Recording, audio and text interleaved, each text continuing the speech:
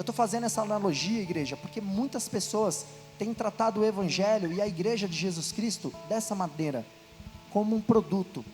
Muitos têm agido dessa forma. Antes concordava com a visão da igreja e hoje já não concordam mais. Para essas pessoas, antes a igreja funcionava, mas hoje a igreja não funciona mais.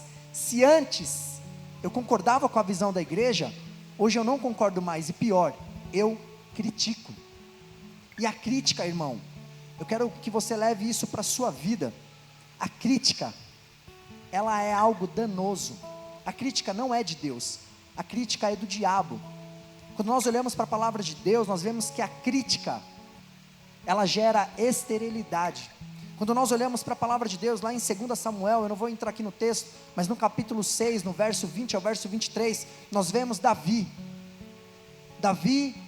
um grande rei, estabelecido pelo Senhor.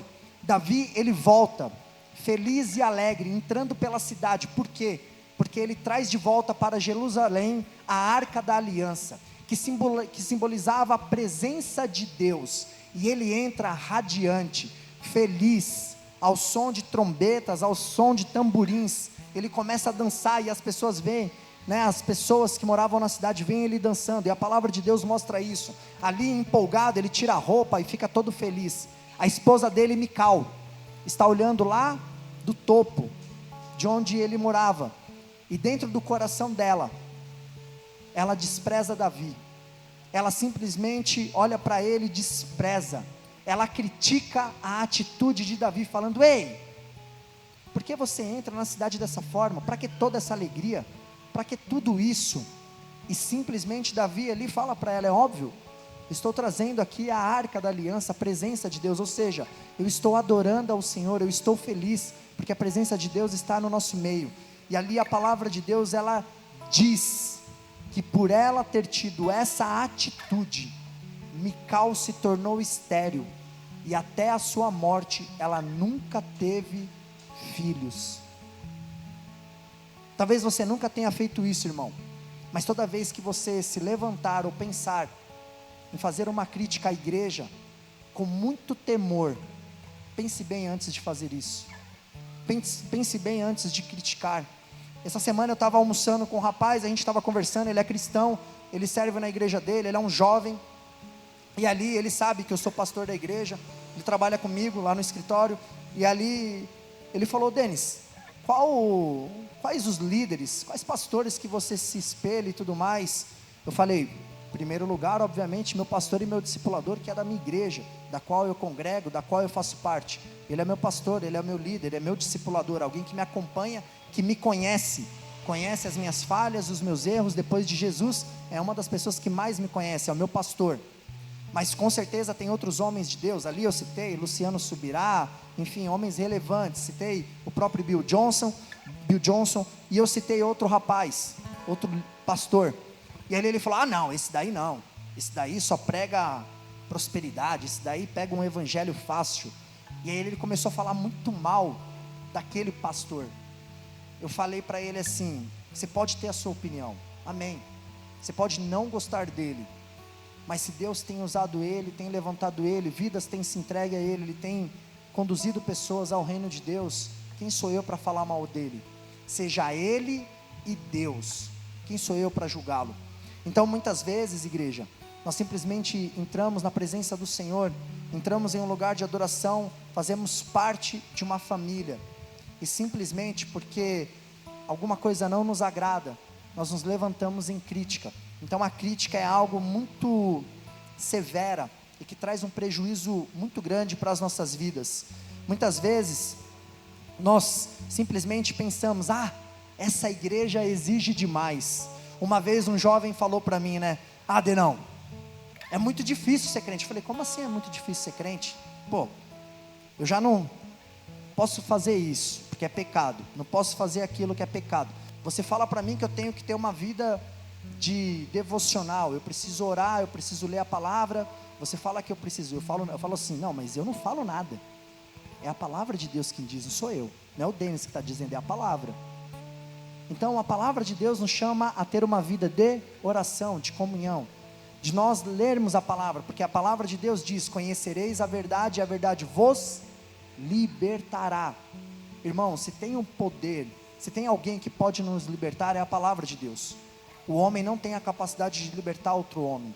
Eu, como pastor, posso orar por você, posso interceder por você, mas quem nos liberta de nós mesmos é a palavra de Deus, é o Espírito Santo que convence do pecado, da justiça e do juízo. E ali ele falando, eu simplesmente virei para ele e falei assim: tá, você está falando que eu tenho que ir para o culto, que eu tenho que ir para a célula, porque nós somos uma igreja em célula, nós compartilhamos a mensagem no domingo, e às quartas-feiras nós multiplicamos essa mensagem, nós trazemos essa mensagem para o ambiente familiar. Então, se você ainda não participa de uma célula, eu quero te convidar a você participar de uma célula. A célula é importante, por quê? Porque cria vínculo. Nós queremos te conhecer, nós queremos entender a sua história, nós queremos te ajudar nessa jornada de fé. E a célula, ela serve justamente para isso, conhecermos uns aos outros, conhecermos em detalhe cada vez mais a palavra. Então nós temos a célula às quartas-feiras, aos sábados, toda a juventude da igreja se reúne também em células, em várias casas, Jaraguá, Freguesia, Perus. Então nós nos reunimos para compartilhar da palavra. E ali ele falava: então você fala que eu tenho que ir na célula, eu tenho que fazer isso, eu tenho que falar isso, mas é muita coisa, pastor, é muita coisa, é um preço muito alto eu ter que fazer isso. E ainda tem o discipulado, que é quando nós falamos que o discipulado, o que é o discipulado, igreja? No passado, Jesus, com os discípulos dele, ele tinha vida na vida. O que é a vida na vida? É eu te acompanhar, não simplesmente você entrar aqui na igreja, no domingo, sair e pronto. Não, é você passar a ter um cuidado, um acompanhamento. Eu não quero mandar na sua vida, mas nós queremos te ajudar a você seguir os mesmos passos que Jesus seguiu. Não somos perfeitos, fazemos tudo isso à luz da Bíblia, e nós vemos que o discipulado, ele tem o poder de fazer com que as pessoas, elas cresçam, elas vivam o extraordinário, elas vivam o melhor de Deus para as suas vidas.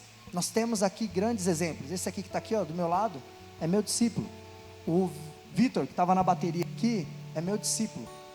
Eu acompanho eles, eu sei sobre a vida deles, vida financeira, vida conjugal, sobre também carreira. O Vitor, por exemplo, que estava na bateria, uma vez eu pegando no pé dele acerca de faculdade: você precisa fazer faculdade, você precisa estudar, não adianta você depender disso ou daquilo, você precisa estudar. Um dia eu coloquei ele no meu carro e falou assim: onde é que você vai? Eu falei: você vai ver. Aí eu cheguei lá para fazer o vestibular, né? Foi isso. Enfim, então hoje está aí, ó, daqui a pouco está se formando em economia.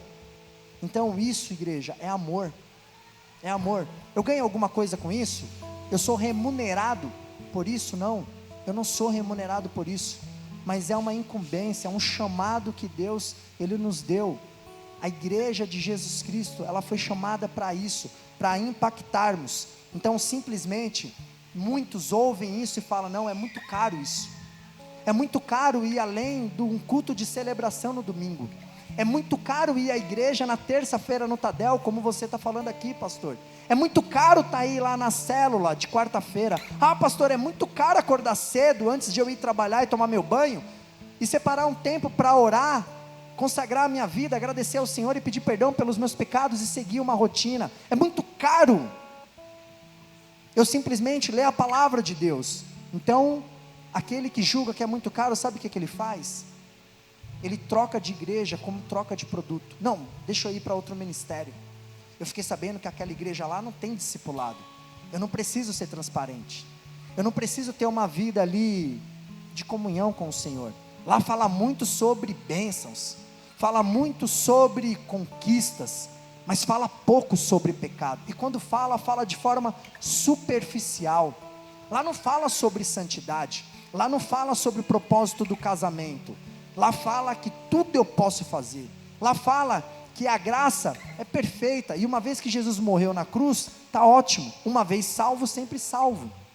Então muitos têm agido dessa maneira, enxergado o evangelho dessa forma, e aí simplesmente trocam um produto A pelo produto B, e assim eles passam a viver a sua vida. Existe uma frase muito interessante que não é bíblica, mas eu carrego essa frase no meu coração, que ela é do pai do pastor Abe, um pastor americano que fez, através de um projeto dos ribeirinhos lá no Pará. Hoje essa igreja ela cresceu muito no Brasil. O nome dessa igreja é a Paz Church, do pastor Abe. E o pai do pastor Abe, ele tem uma frase muito interessante que diz assim: uma vida só temos, e ela logo passará. Apenas aquilo que fizermos para o Senhor permanecerá. Muitas vezes nós passamos a nossa vida inteira correndo atrás de conquistas, carro do ano, a casa, uma carreira bem sucedida. Mas eu quero dizer a você nessa noite: o maior sucesso que o homem pode alcançar na sua vida é ser conhecido por Deus. O maior sucesso que o homem pode alcançar é ser conhecido por Deus. A igreja não foi criada para ser um ambiente onde pessoas chegam apenas para receber algo, como se fosse um produto espiritual. Na verdade, a igreja, ela é um corpo vivo, um organismo espiritual, onde cada pessoa tem um papel ativo. Eu quero que você guarde o que eu vou te dizer aqui: quem só consome nunca se transforma, quem só recebe nunca amadurece, porque o reino de Deus não cresce em quem busca conforto, cresce em quem aceita morrer. Sabe onde o reino de Deus ele cresce em nós, igreja? Quando nós decidimos morrer para nós mesmos. Quando o nosso eu começa a morrer, o reino de Deus ele começa a crescer em nós. Em 1 Coríntios capítulo 12, ainda o próprio apóstolo Paulo, ele fala que a igreja, ela é comparada a um corpo, e ali ele fala que nós somos um corpo, e como um corpo, nós temos muitos membros, ou seja, ninguém é espectador, todos são membros, todos participam, todos servem. A mentalidade de consumo enfraquece a igreja, mas a mentalidade de serviço fortalece o reino. A mentalidade de uma igreja determina o quanto ela vai impactar a sociedade. Se de fato nós tivéssemos todas as igrejas espalhadas por esse país fossem igrejas sérias, comprometidas com a verdade, com a palavra de Deus, nós não teríamos tantos suicídios, nós não teríamos tantas pessoas depressivas, nós não teríamos tanto divórcios, nós não teríamos tanto assassinatos, nós não teríamos tantas destruições. Toda vez que eu ligo a televisão para assistir um pouco de jornal é impressionante. Eu falo isso com certa frequência porque é uma realidade, porque eu sempre gosto de alertar principalmente os jovens e as meninas. A mulher hoje, em 2026, como ela tem sido maltratada. A mulher no passado, ela sempre foi muito bem cuidada, ela foi olhada como algo frágil, precioso, a ser cuidado, e hoje a mulher ela é tratada como um objeto. Você liga a televisão, de cada 10 assassinatos ou mortes, 7, 8 é feminicídio, é mulher que foi espancada aqui, é mulher que foi violentada ali, é mulher que foi abandonada aqui. Então esse é um reflexo de uma sociedade sem Cristo. Mas como? Se a cada esquina nós vemos uma igreja aberta. Mas como isso pode acontecer se a cada esquina nós vemos um ministério sendo erguido? Então quando eu simplesmente estava meditando nessa mensagem, o Senhor ele falava muito forte comigo que igreja não é um show para assistir, não é um lugar para se entreter, e não é um ambiente para avaliar se eu gostei ou não. A igreja de Cristo é um lugar de entrega, um ambiente de transformação, é um campo de serviço e uma família espiritual. Se todos entram como consumidores, ninguém sustenta, mas quando cada um entra como servo, o céu se manifesta na terra, vivemos milagres, prodígios, maravilhas, e o extraordinário de Deus acontece em nós e através de nós. Simples assim. A igreja deixa de ser poderosa quando vira consumidora, mas se torna imparável quando cada membro decide servir. E talvez você está sentado aí pensando: ah, mas pastor, você que está pregando aí, com certeza seu pai é pastor, sua mãe é pastora, e naturalmente você se tornou pastor por uma questão de educação. Não, pelo contrário, eu cresci sem o meu pai, sem a figura de um pai, com ausência de identidade, tanto que aos 27 anos, quando eu entreguei a minha vida para Cristo, para casar com a minha esposa, que foi uma condição da minha sogra, eu tinha dificuldade em saber o que é paternidade. Eu fui descobrir que eu sou filho, independente do pai terreno, que em primeiro lugar eu sou filho de Deus, que por meio da cruz, Jesus ele me deu uma certidão de nascimento, e que a identidade que eu carrego não é a que está no meu bolso, ou simplesmente a que está no meu aplicativo do celular. A minha identidade, ou a minha filiação, não é Francisco Alves Feitosa. A minha filiação é Jesus Cristo de Nazaré. É Ele,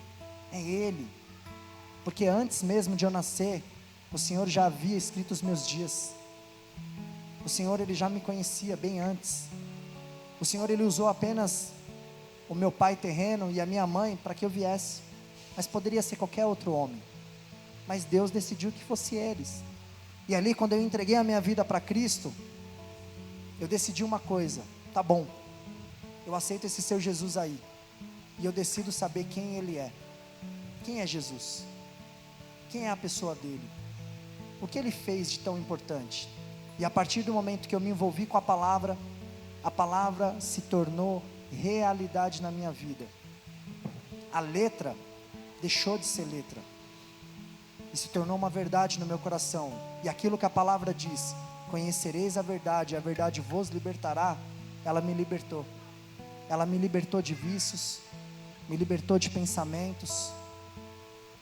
Passei a ter uma vida totalmente dirigida para o Senhor, uma vida de abnegação, onde eu disse muitos nãos.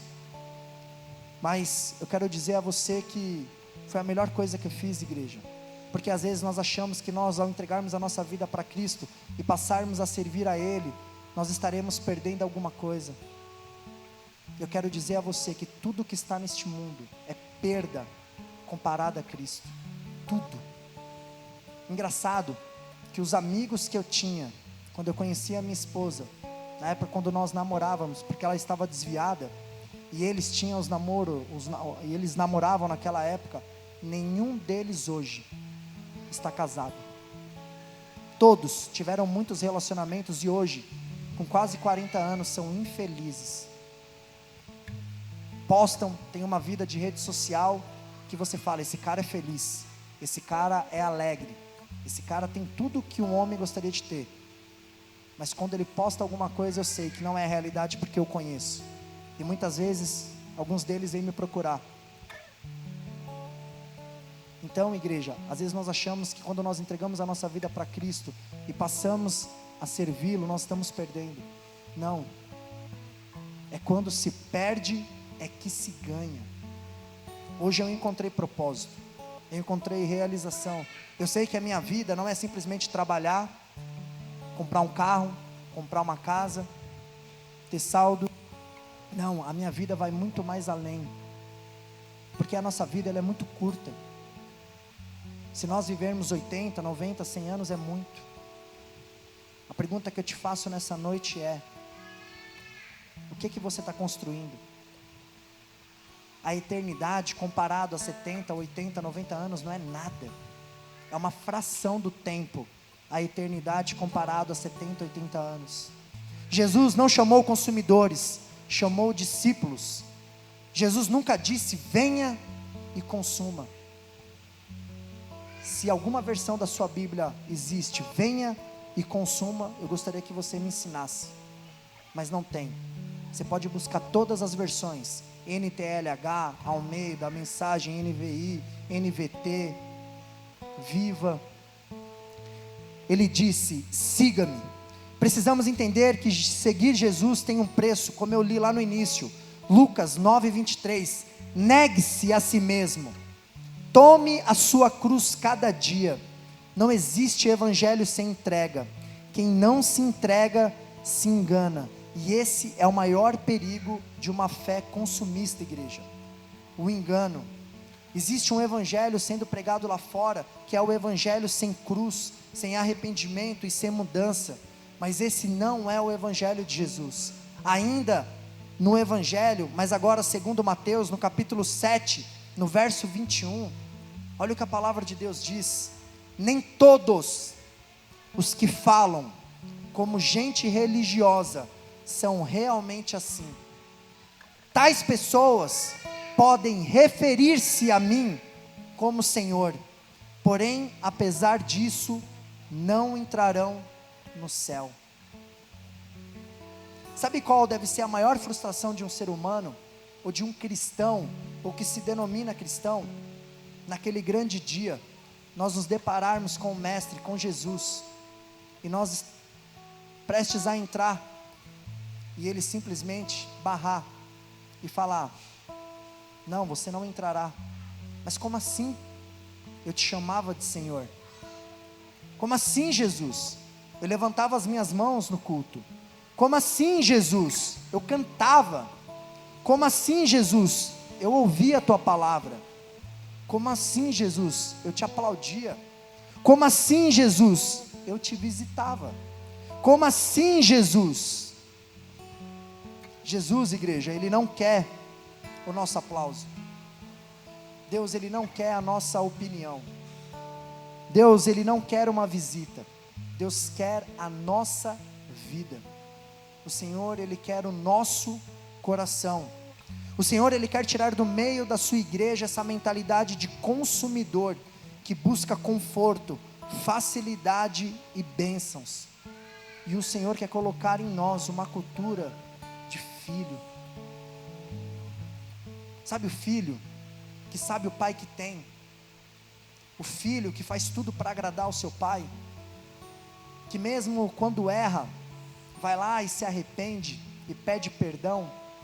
Não simplesmente sabe que está errado, continua fazendo o que está errado, mas não, que se arrepende e que decide seguir exatamente aquilo que o pai pede, que entendeu o que é ser igreja. Eu quero que você fique de pé em nome de Jesus, mas que você não se distraia. Não quero que você se distraia em nome de Jesus. Eu quero que você continue aqui comigo, porque eu tenho certeza que o Senhor, Ele está falando ao seu coração, Ele está falando ao seu espírito, como o Senhor, Ele falou comigo. O Senhor hoje, Ele quer quebrar toda a religiosidade, todo o sofisma da mente, toda a cultura de Deus servo, e toda falta de aliança com a igreja. E nós precisamos entender quem Jesus é. A pergunta que eu te faço, irmão, é: quem Jesus é para você? Qual é o seu entendimento acerca de Jesus Cristo? Entender quem Jesus é e saber quem Jesus é, não é uma opção para quem carrega uma fé cristã. Na verdade, é o pontapé inicial de uma nova vida e uma nova história. Quando eu entendo que Ele é pastor, eu sou pastoreado. Quando eu entendo que Ele é Senhor, eu sou governado. Quando eu entendo que Ele é Salvador, eu sou salvo. E quando eu entendo que Ele é cura, eu sou curado. Quando eu entendo que Ele é liberdade, eu sou liberto. E quando eu entendo que Ele é transformador, eu sou transformado. E quando eu entendo que eu o amo, porque Ele me amou primeiro, eu deixo de ser consumidor e me torno filho.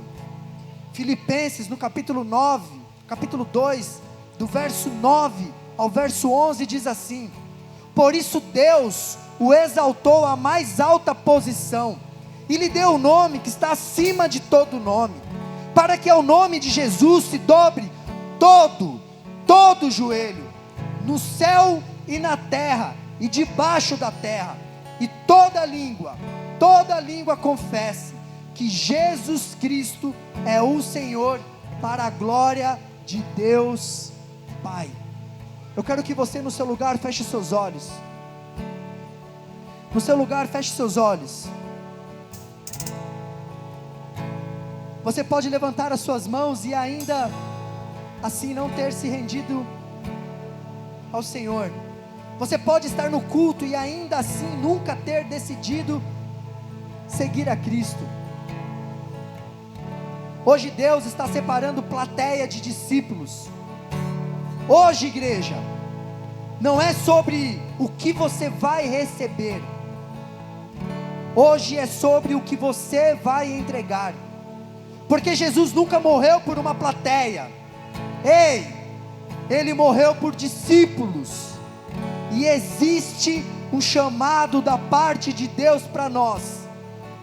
Romanos, capítulo 12, verso 1 diz: e assim, queridos irmãos, eu apelo que vocês deem os seus corpos a Deus, que eles sejam um sacrifício vivo, santo, o tipo de sacrifício que Ele pode aceitar. Quando vocês pensam naquilo que Ele fez por vocês, isso será pedir muito? O Senhor pergunta para você hoje, igreja: é pedir muito?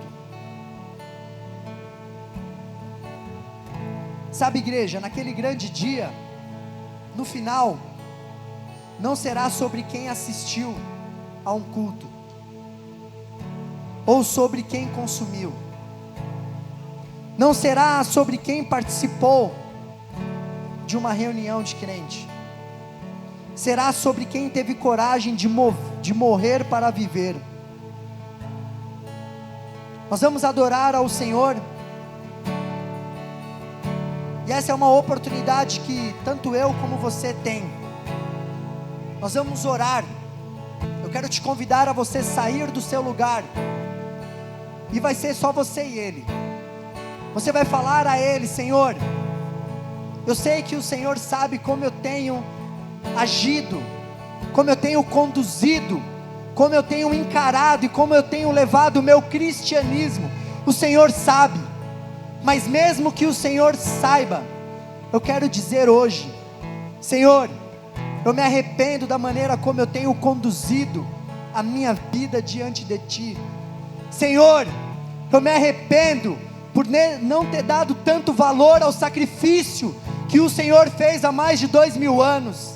Senhor, nessa noite eu me arrependo, e eu me coloco diante de Ti, para a partir de hoje viver algo novo na Tua presença, entendendo, Jesus, que sem o Senhor nada sou e nada tenho, que uma fé verdadeira não se resume a bênçãos, mas se resume à entrega.